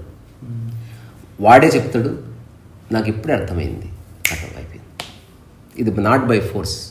నువ్వు ఒక అమ్మాయిని బై ఫోర్స్ యవనవతి చేయలేవు, యూ హ్యావ్ టు వెయిట్. అట్లాగే ఓన్లీ త్రూ వెయిటింగే ఎన్లైటన్మెంట్ అనేది నీ అనుభవంలోకి వస్తుంది. ఏమన్నా చెయ్యి, రాకపోతే రాలేదని ఒప్పుకో, కానీ ఫోర్స్ చేయదు. ప్రయత్నం అనేది వేరు, ఎన్ఫోర్స్మెంట్ వేరు. మళ్ళీ ఇంకో అవకాశం ఉందనే కీప్ ట్రయింగ్. మళ్ళీ చిన్న గ్యాప్ ఇచ్చి మళ్ళీ ట్రై చేయి. నేను ఒకసారి వైలిన్ ఒక చిన్న గమ్మకం మా సార్ వాయిస్ ఉంటే రికార్డ్ చేసుకున్నా, ఎంత వాయిస్తే రాలేదు, ఫోర్స్ చేసిన, ఎందుకు రాదు? ఆ వీడియో పెట్టుకోవడం, దాని స్లో మోషన్లో ఉంటుంది కదా, 0.5 స్పీడ్, 0. ఎంత చేసినా వస్తలేదు అది. సరే ఏమో నాకు వైలిన్ రాదని పక్కన పెట్టేసి భంగపాటు అయింది. ఆ తర్వాత ఒకరోజు ఊరికి అర్ధరాత్రి లేచి వాయిస్తే ఉత్తగానే వచ్చింది అది. అట్లా ఒక్కొక్కసారి మేబీ మనం అనవసరం ఎఫర్ట్ పెడితే పోతుందేమో, కొన్నిసార్లు వదిలేస్తే కూర్చుంటుంది. ఎందుకంటే మనసుకు అర్థమైంది, అది బాడీకి అర్థం కావడం కొంచెం టైం పట్టవచ్చు. అట్లా ఆ చిన్న గమకాలు, ఒక వైలిన్ నేర్చుకున్నప్పుడు బాగా పిచ్చిలేసిన గమకాలు అన్నమాట. ఇప్పుడు చాలా ఈజీ, భలే అసలు ఇంతే. ఈ చిన్న స్ట్రోకు నాకు కొన్నేళ్ళు పట్టింది. ఇప్పుడు రికార్డింగ్లో చూస్తే ఎన్నిసార్లు వాయించినా అట్లే శబ్దం వస్తుంది.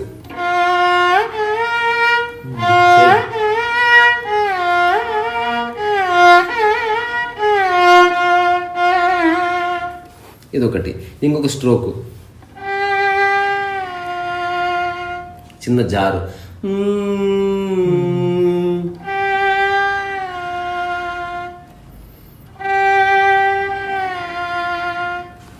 ఇది రాలే. ఇది ఒక్కటి వచ్చిన తర్వాత చాలా వచ్చింది.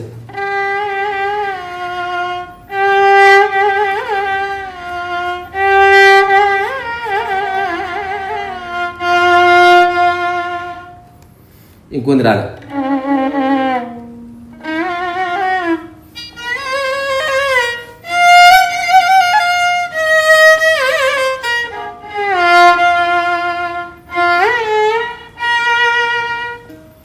ఇట్లా చిన్న చిన్న చిన్నవే కానీ చిక్కలే. ఎప్పుడైతే నేను ఫోర్స్ చేయలేదు, ఒకనొక అర్ధరాత్రి వచ్చేసింది. నేను ఇంకొక చిన్న విషయం చెప్తా. పాడుతూ వాయించాలంటే వచ్చేది కాదు, చిన్న విషయమే. ఇప్పుడు గ గ పా అంటే అనగానే వైలన్ అయిపోయేది, పా పా వైలన్ అయిపోయింది. నెక్స్ట్ గ గ గ నోరు అయిపోయేది, రెండూ కలిసి వచ్చేది కాదు. మ్యాక్సిమం ట్రై చేసిన వారం రోజులు తర్వాత ఈ అవగాహన వచ్చింది, ఫోర్స్ చేయదు, వదిలేసిన. ఓ రోజు ఊరికే ఎవరో ఇంటికి వస్తే నేను మర్చిపోయినా, పాడుతున్నా వాయిస్తున్నా, స్టార్ట్ అయిపోయింది. అది నేను ట్రై కూడా చేయలేదు అసలు.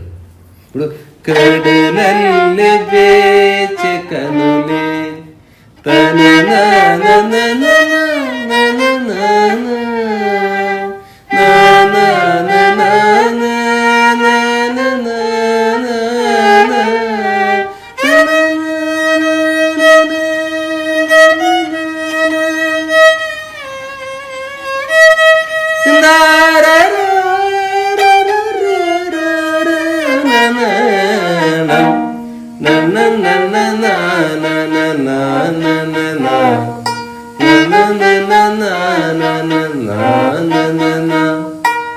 కాలాలు మారినా, ఇది ఇప్పుడు పాడేస్తున్నా కదా, ఒకప్పుడు వచ్చేది కాదు. ఎప్పుడైతే నేను ఫోర్స్ చేయలేదో, కొంచెం సమయంలో ఇరికించకుండా మనం అర్థమయ్యే విషయాన్ని సమయానికి లింక్ చేయకూడదు. ఇప్పుడు నేను చెప్పినవి ఏవి never link it to time. టైంకి లింక్ పెట్టారా ఇమ్మీడియట్ కరెక్ట్ కొలాప్స్ అయిపోతుంది. అంటే మనము అంటే నేను ఉన్నాం కాబట్టి వర్క్ కూడా టైమింగ్తో ఉంటుంది. అది ఇది వర్క్ గానే కాదు, ఇది మనం అర్థం చేసుకుంటుంది ద కోర్ ఆఫ్ లైఫ్. ఇది ఎవ్వడికి దుడ్డు బిల్లు ఉపయోగం లేదు దీనివల్ల. నేనే చెప్తున్నాను, ప్రపంచిక విషయాలు చాలా ఉపయోగం ఉంది. నువ్వు షాప్ పెడితే ఇద్దరికి ఎంప్లాయ్మెంట్ దొరుకుతుంది, నువ్వు పెళ్లి చేసుకుంటే ఎవరికి, అదంతా వేరు. అది నేను చేయొద్దని చెప్పను, చేసినవాకే చెప్పిన. బట్ ఇది ఖచ్చితంగా అర్థం చేసుకోవాలి. దీన్ని అర్థం చేసుకోవడం వల్ల నువ్వు సర్వకాల సర్వావస్థల్లో ఎక్కడున్నా, ఏ దేశంలో ఉన్నా, ఎలాంటి వ్యక్తుల మధ్యన ఉన్నా, ఏ ప్రాంతంలో ఉన్నా, నీకంటూ ఒకనొక సహజమైన మానసిక స్థితి, ఒక ప్రశాంతత, ఒక ఈక్వలిబ్రియం నువ్వు అనుభవిస్తావు. ఇది ఎంత పవర్ఫుల్ అంటే 1,00,000 స్పీచ్లు ఇచ్చిన రాని ఇంపాక్ట్ ఆ వ్యక్తి సమక్షంలో అనుభూతి చెందుతారు. అతను క్రియేట్ చేస్తున్నాడు, అది ఎగ్జిస్టెన్స్. అది ద ఎంటైర్ ఎగ్జిస్టెన్షియల్ కోర్ని వాడు క్యారీ చేస్తున్నాడు. వాడు ఒక డైనమైట్ అన్నట్టు. వాడు ఏం చేయక్కర్లే, నువ్వేం పెద్ద స్పీచ్లు చేయక్కర్లే, నువ్వు ఎంత చేసినా అది అబద్ధం. Real impact or real imprint on the other mind only ఇక్కడి నుంచి ఎస్టాబ్లిష్ అవుతుంది. మిగతాదంతా కొంతకాలం వస్తుంది. నా సూపర్ హీరో, ఇప్పుడు నా అభిమాన హీరో, మళ్ళీ కొంతకాలానికి ఇంకోటి వస్తాడు. ఇప్పుడు నేను చెప్పిన కాంటెక్స్ట్లో ఎవరైతే నిజంగా అనుభూతి చెందుతారో అది వాళ్ళకి జీవితకాలం ఉండిపోతుంది. బికాజ్ అది ఎగ్జిస్టెన్షియల్. అది ఇప్పుడు రమణ మహర్షిని ఎవరైతే తలుచుకుంటారో, రమణ మహర్షి వల్ల ఏం ఉపయోగం ఉంటుందబ్బా? ఏమి రాదు. దట్ ఎగ్జిస్టెన్స్ అట్లా అక్కడ ఒక ఫ్లవర్ లాగా కనిపించింది అంతే. స్థితి ఇప్పుడు నేను చెప్పినవన్నీ ఆ 3 వదిలేసుకోవాలి, పోలిక అండ్ ఒపీనియన్, జడ్జిమెంట్. అవి తీసేస్తే ఈ మిగిలిన 6 ఒకటే అవి, కానీ రకరకాలుగా అభివ్యక్తి జరుగుతుంది. ఇప్పుడు ఇది నేను చెప్తున్న విషయం ఏ పుస్తకాలు, పోలిక అండ్ అభిప్రాయం, జడ్జిమెంట్, ఈ 3 ప్రాపంచికంగా మనకు అంటుకున్న దుర్గుణాలు. అవే మనిషిని నాశనం చేస్తాయి, అవే మనిషిని డెవలప్ కూడా చేస్తాయి. ఏ పోలిక నిన్ను డెవలప్ చేసిందో అదే పోలిక నేను చంపేస్తాను లాస్ట్. సేమ్ కత్తి, ఏ బాంబు అయితే నువ్వు 100ని చంపడానికి ఉపయోగించిందో అటువంటి బాంబు నిన్ను చంపేస్తావు ఒకరోజు. క్లియర్ అది. అట్లా కాకుండా ఆ 3 పక్కన పెట్టి నీకు ఎంత సాధ్యం అంత చేయడం ఉంది కదా, దాన్ని దృష్టి పెట్టాలి. ఇవన్నిటిని అర్థం చేసుకోవడానికి సమయానికి లింక్ పెట్టకూడదు. ఈ 3 నెలల్లో నేను సాక్షిని అర్థం చేసుకోవాలనుకుంటున్నా, కరెక్ట్ అయిపోయింది ఆల్రెడీ. సాక్షి భావన అన్నది నేను చూస్తాను, I will try to understand it. అర్థం కాకపోయినా పర్వాలేదన్న చోట దాని ద్వారం వెంబడి ఓపెన్ అవుతుంది. నువ్వు ఎప్పుడైతే ఫ్రీడమ్ నుంచి ఎంక్వైరీ చేస్తావో it will cooperate. By force ఒక టైం ఫ్రేమ్లో చేద్దాం అనుకుంటావా, అది నీకు 100% దూరం అయిపోతుంది. ఎప్పుడన్నా నో టైం టైం లేదు. ఇప్పుడే తొందరగా చేరుకోబడుతుంది. ఎందుకంటే ఇప్పుడు నేను ఎగ్జాంపుల్ చెప్తున్నాను, 5 ఏళ్ళు అయింది సమగ్రంగా నీ యొక్క స్థితి నీకు దొరకడానికి.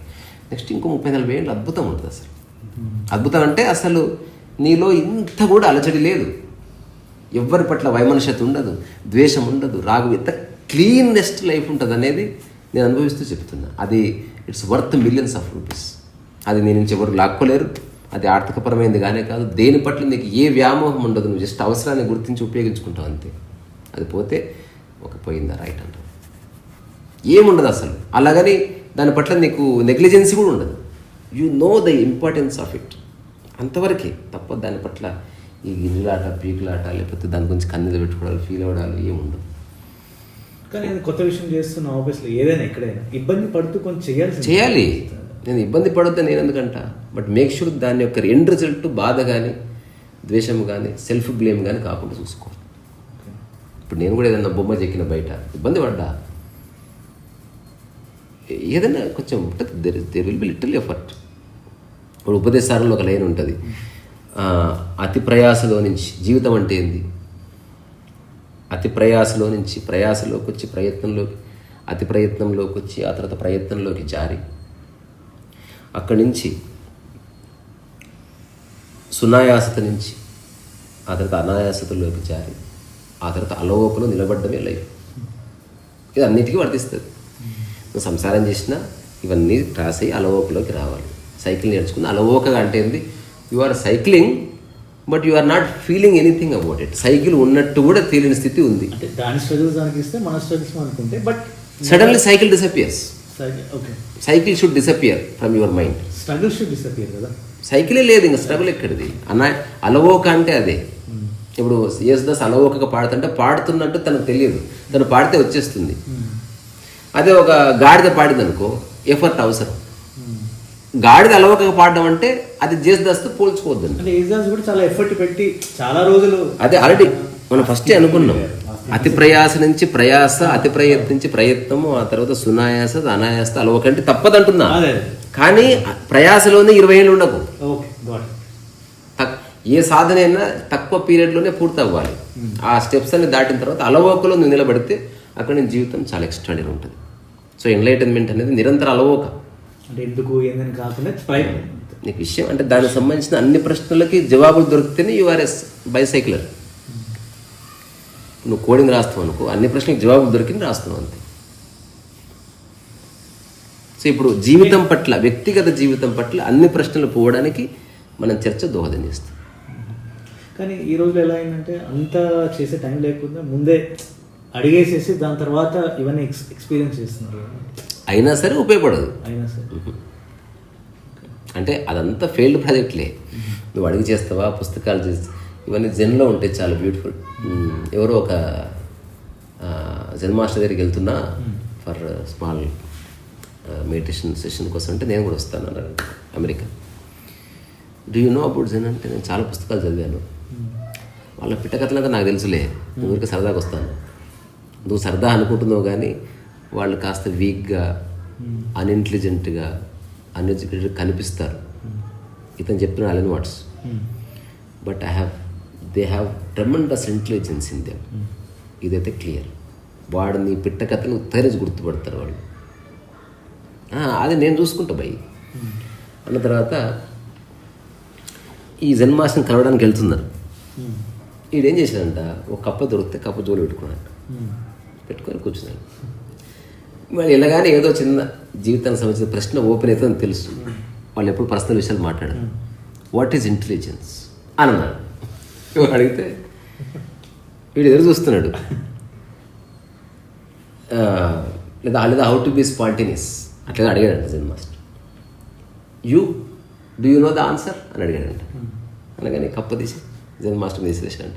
అప్పుడు చెంగు నేరి ఒక ఒక టేబుల్ మీద కూర్చున్నాడు జెన్ మాస్టర్, అందరు చప్పట్లు కొట్టారు.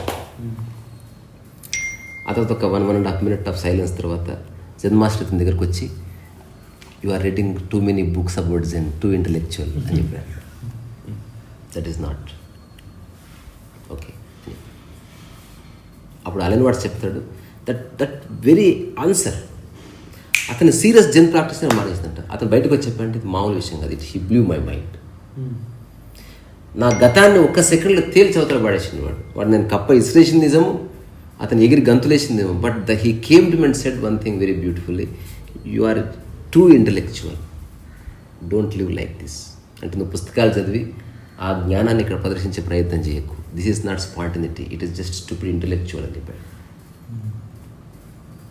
ఈ అండర్స్టాండ్. అట్లా కోర్ తెలిసిన వాడిని ఇంపాసిబుల్ టు బ్రేక్.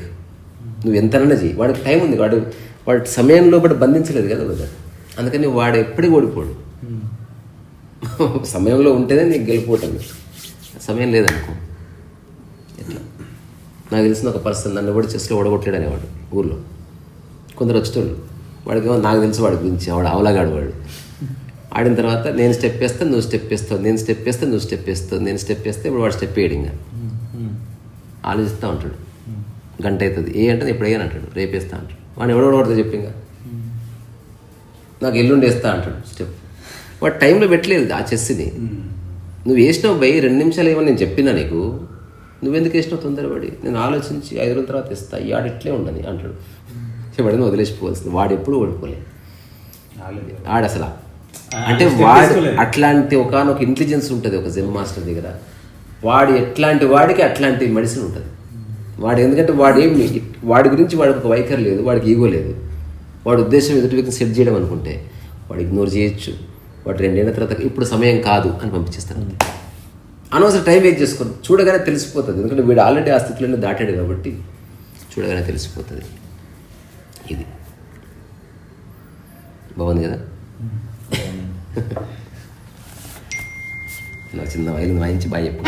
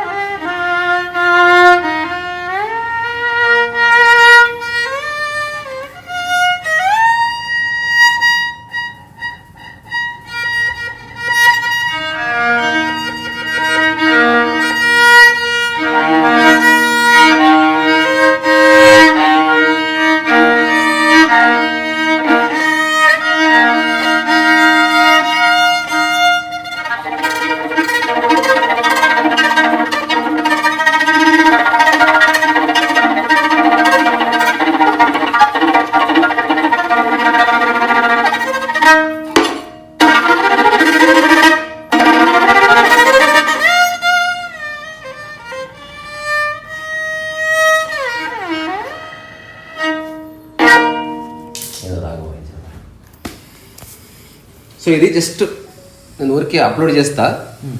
వ్యక్తుల ప్రస్తావన అనేది విషయమే ఉంది కాబట్టి ఒకసారి వినండి. అర్థం కాకపోయినా పర్వాలేదు అన్న చోట డోర్ ఓపెన్ అవుతుంది. అర్థం కావాలని రూల్ ఏమీ లేదు. ఏదైనా కూడా ఇప్పుడే అర్థం కావాలని అసలే లేదు. ఎప్పుడైనా అర్థం కానీ జల్దీ క్యాయ్ జస్ట్ ఊరికి లిజన్ అంతే.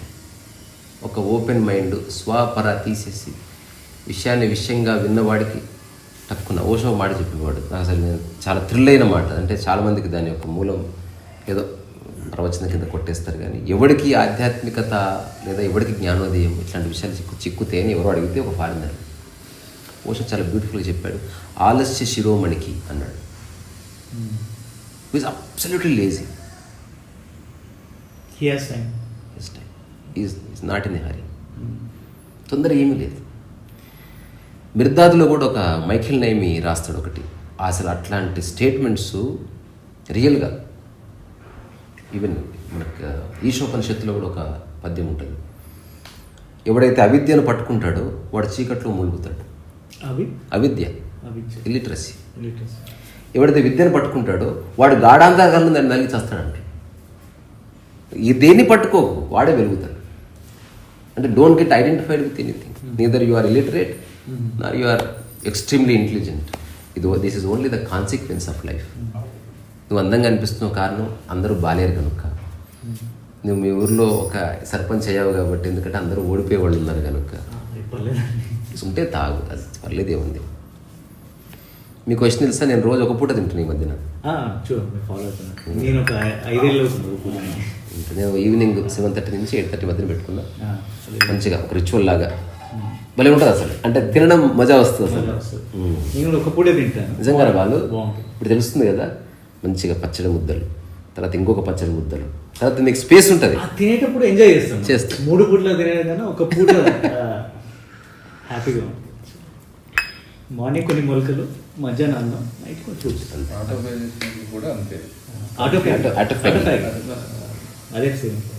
ఆటోఫాగ్లీ దాని అర్థం తెలుసా నీకు ఇంగ్లీష్లో? అంటే దాని తెలుగులో ట్రాన్స్లేట్ చేస్తే సెల్ఫ్ ఈటింగ్ అంతే. తనను తాను తినడం, శరీరం తనను తాను తింటుందని. సో ఇది చేసేస్తున్నాడు. అది చివరి ఒక మాట చెప్దామని చూస్తున్నది. ఏంటంటే అది ఆలస్య శిరోమణికి చిక్కుతుంది. ఇది మైఖేల్ నైమి మిర్దాద్ చదివారు ఎప్పుడన్నా? చదవండి ఒకసారి. మైఖేల్ నైమి అని he wrote a book called Mirdad. మిర్దాద్లో షమాదం అనే వ్యక్తికి చెప్తాడనమాట, ఇతను ఎప్పుడు వస్తాడు గురువు అని అడిగితే, నువ్వెంత ఎదురు చూస్తే అంత ఆలస్యంగా వస్తాడు అని చెప్తాడు. ఎంత బాగుంది అసలు.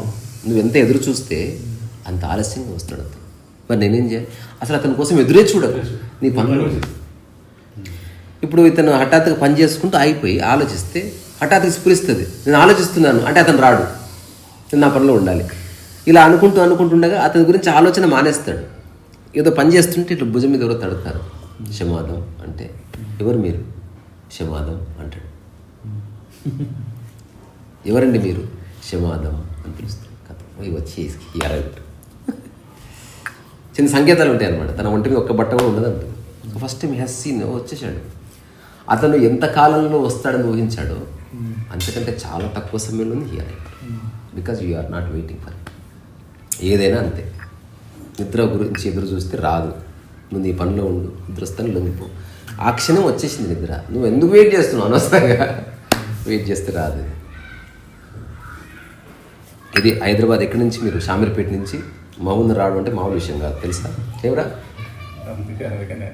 పొద్దున్న బాలు మాట్లాడుతుంటే నేను వద్దని చెప్పేలోపు మీరు మీ మాటల్లో నాకు కొంచెం వినిపించింది, నో ప్రాబ్లం అనగానే రమ్మని చెప్పని చెప్పి. అదర్వైజ్ నేను ఎవరిని ఇంత ఇబ్బంది నేను రానివ్వను. హైదరాబాద్లో కలుసుకుందానులే అట్లా చెప్తాను. బట్ అది తెలిసిపోయింది మాటల్లో. మరి షామీర్పేట ఎంత దూరం ఉన్నా వాళ్ళు వచ్చేస్తారు, అదే పెద్ద ప్రాబ్లం లేదని నాకు అనిపించింది. So thanks for coming. I feel as if I met myself. Thank you. Same. ఇంకో 5 నిమిషాలు మాట్లాడుకునే సమయం ఇది ఉంచా తీసాను. తీసే. Okay done.